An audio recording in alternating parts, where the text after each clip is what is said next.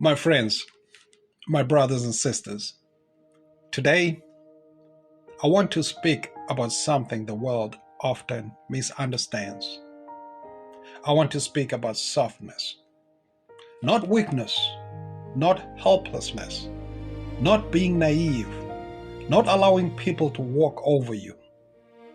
I want to speak about the sacred kind of softness, the kind that survives pain without being cruel, the kind that can tell the truth without losing compassion, the kind that can be disappointed and still remain open to love, the kind that can be wounded but refuses to become a weapon. That kind of softness is not weakness. That kind of softness is courage, because anyone can become hard, anyone can shut down, anyone can become bitter after being hurt. Anyone can build walls so high that no one can reach them. Anyone can say, "I no longer care." Anyone can answer pain with pain.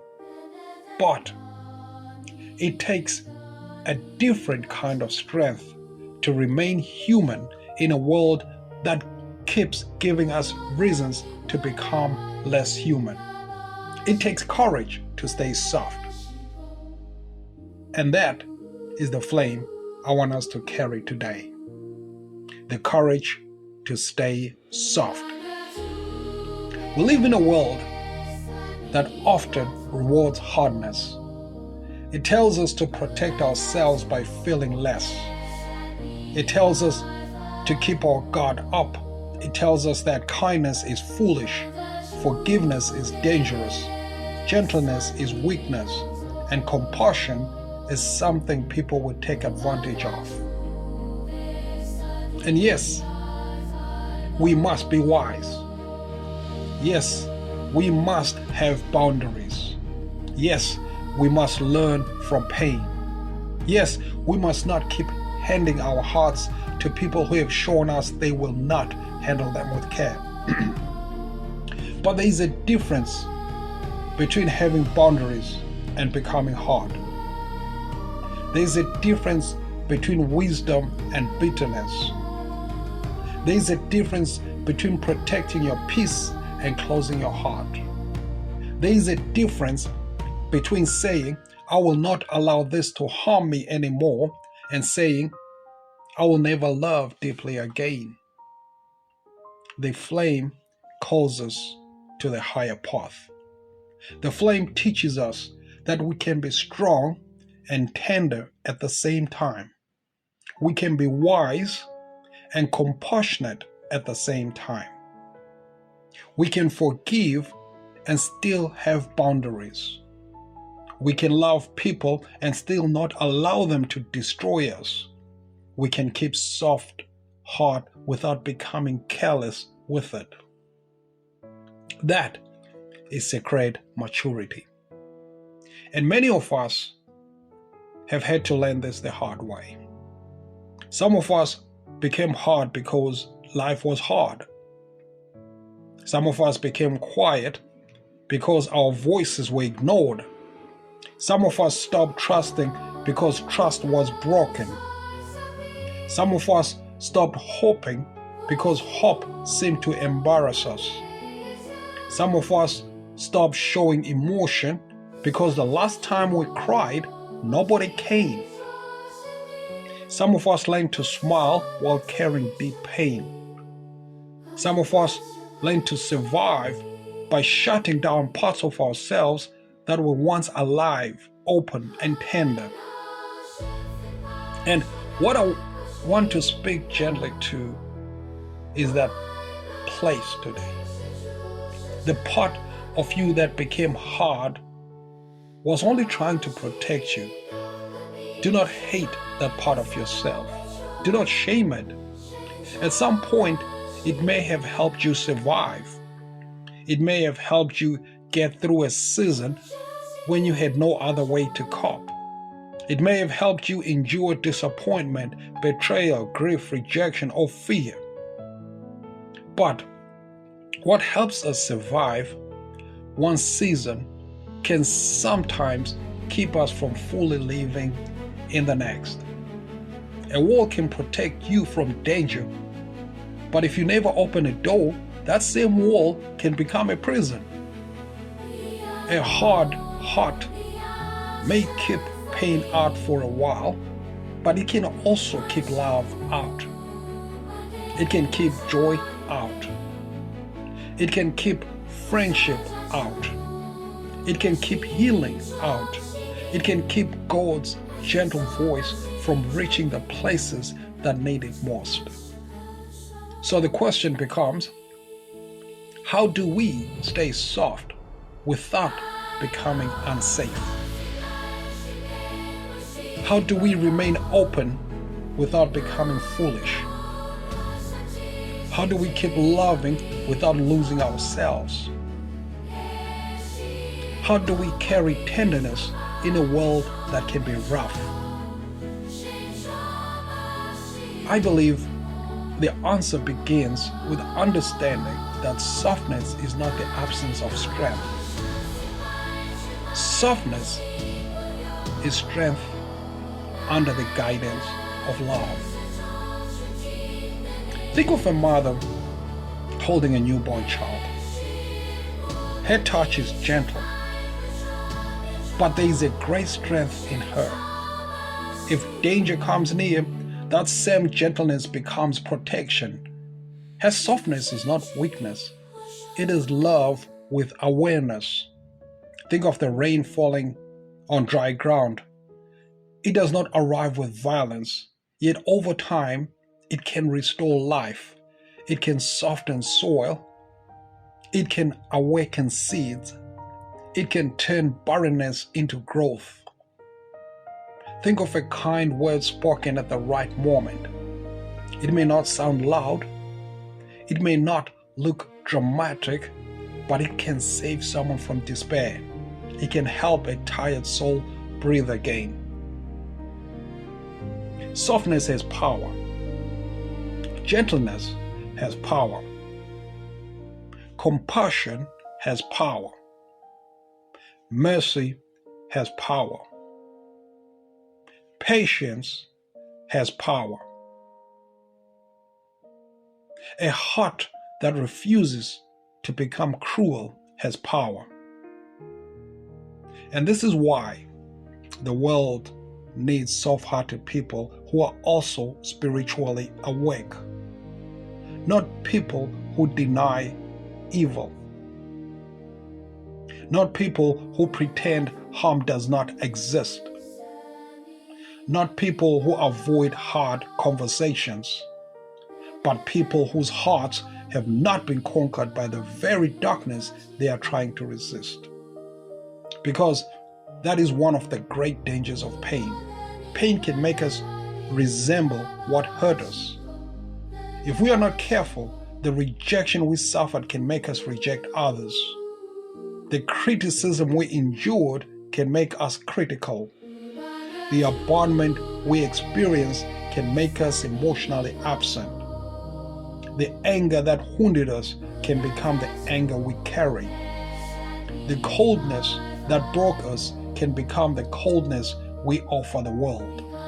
And when the wound continues through us, it moves from one person to another, one family to another, one generation to another, one community to another. But the flame invites us to interrupt that pattern. The flame says it can stop with you. The cruelty can stop with you. The coldness can stop with you. The bitterness can stop with you. The silence can stop with you. The shame can stop with you. The old pattern can stop with you. You can become the place where pain is transformed instead of transmitted. You can become the one who says, I was hurt, but I will not become harm. That is not easy. That is holy work. That is the work of the flame. There is a deep courage in refusing to let the world turn your heart into stone. There is a deep courage in refusing to let the world turn your heart into stone. There is courage in still greeting people warmly. There is courage in still believing in goodness. There is courage in still praying for healing. There is courage in still saying, I care.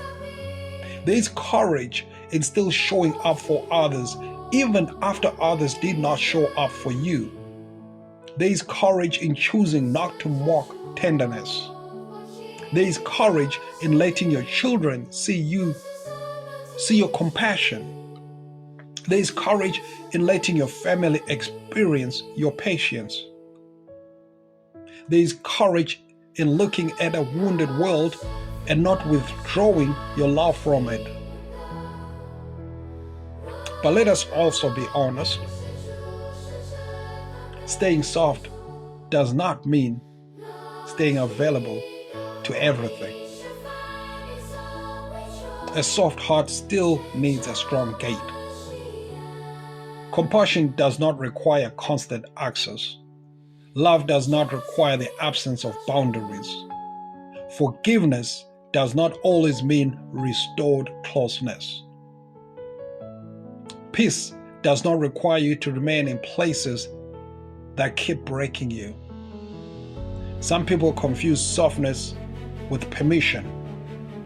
They think because you are kind, you have no limits. They think because you forgive, you have forgotten. They think because you are gentle, you can be controlled. They think because you love peace, you will avoid truth. But sacred softness is not like that. Sacred softness has a backbone. It can say, I love you, but I cannot allow this. It can say, I forgive you, but I need distance. It can say, I wish you well, but I will not keep returning to what wounds me. It can say, I'm listening, but I will not be disrespected. It can say, I am committed to peace, but I will not pretend injustice is peace. That is the balance. A soft heart, a clear mind, a strong spirit, a wise boundary. This is the path of the flame. There are people who think the only way to survive this world is to become cold. But coldness is not freedom. Coldness is often grief wearing armor. There are people who think the only way to be respected is to be feared. But fear is not respect. Fear may control people for a season, but it cannot create love. There are people who think the only way to heal is to stop caring. But not caring is not healing. Sometimes it is just pain that is stopped speaking. True healing does not make us less human. True healing makes us more whole. It restores the parts of us that learned to hide. It teaches us how to feel without drowning. It teaches us how to love without losing ourselves. It teaches us how to trust slowly, wisely, and honestly. It teaches us how to walk forward with both tenderness and strength.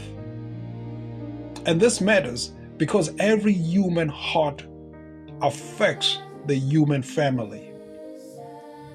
When one person chooses softness with wisdom, the world changes in a small but real way.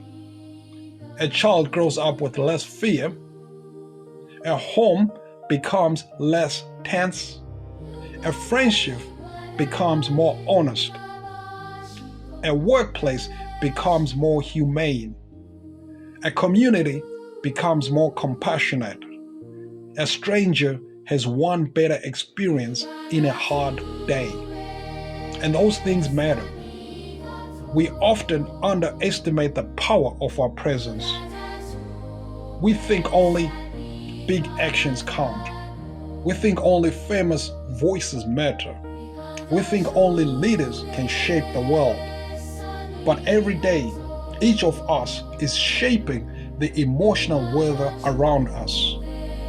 With our tone, with our patience, with our listening, with our reactions, with our silence, with our kindness, with our willingness to pause before we wound.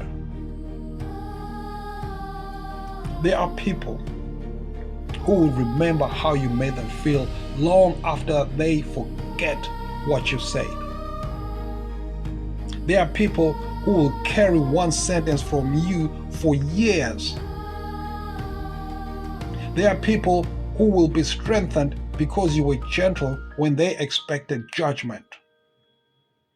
There are people who will begin to believe in goodness again because you did not treat them like they were their worst mistake. This does not mean we excuse wrongdoing. It means we refuse to throw away human dignity. That is important because the flame of one is rooted in the belief that every human being carries a sacred worth. Not only the people we agree with, not only the people from our tribe, not only the people who look like us, not only the people who speak our language, not only the people who worship like us, not only the people who vote like us, not only the people who understand us, every human being. And when we remember that, it changes how we move through the world. We may still disagree, we may still confront harm, we may still speak truth, we may still demand justice, but we do not have to surrender our humanity in order to do these things. We do not have to become cruel to prove we are serious. We do not have to become hateful to prove we are strong. We do not have to become loud in every moment to prove we are present. Sometimes the strongest person in the room is the one who refuses to be pulled into chaos. Sometimes the strongest voice is the one that speaks calmly but clearly. Sometimes the deepest courage is not in striking back, but in choosing a response that does not betray your soul. That is the kind of courage I want us to practice.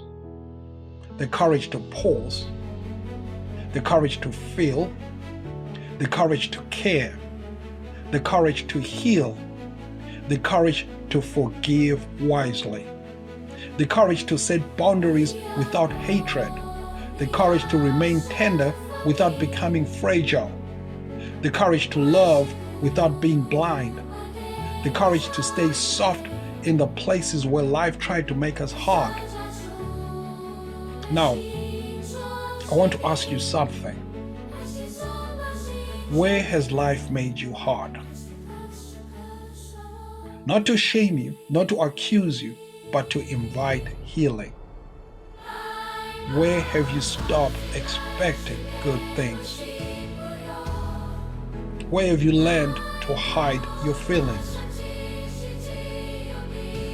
Where have you become quick to defend yourself because all pain is still speaking? Where have you mistaken numbness for peace? Where have you said, I do not care, when the truth is that you care deeply and got tired of hurting. Let that question sit gently. You do not have to answer out loud. You do not have to explain it to anyone.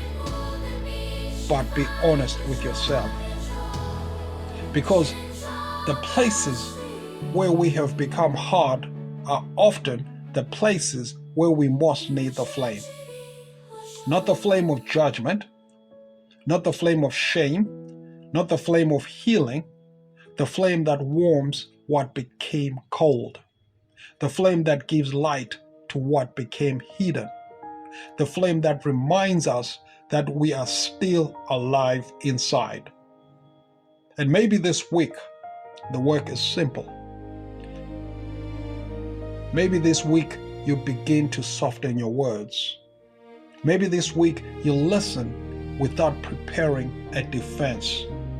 Maybe this week, you let yourself feel something you have been avoiding. Maybe this week, you offer kindness without needing applause. Maybe this week, you stop mocking your own tenderness. Maybe this week, you allow yourself to cry if tears come. Maybe this week, you speak to yourself with more mercy. Maybe this week, you choose not to pass pain forward. One small act, one softening, one brave moment, one place where the flame can enter. That is enough to begin. Because we do not become whole all at once. We become whole one honest moment at a time. And sometimes the most spiritual thing you can do is to admit, I have been hard because I have been hurt. That honesty can become a doorway. Through that doorway, grace can enter. Through that doorway, healing can begin. Through that doorway, love can return, not as foolishness, but as wisdom. The world does not need soft people who have no boundaries, and it does not need strong people who have no compassion. The world needs whole people, people who can stand firm without becoming cruel, people who can love deeply without abandoning themselves, people who can grieve without giving up, people who can forgive without denying truth, people who can protect peace without closing the door to mercy, people who can carry the flame with clean hands and courageous hearts. That is who we are becoming. That is the invitation. The courage to stay soft. So, may your heart be protected, but not imprisoned. May your spirit be strong, but not hardened. May your words be honest, but not cruel. May your love be generous, but not careless. May your boundaries be clear, but not bitter. May your healing be deep enough to change what comes through you.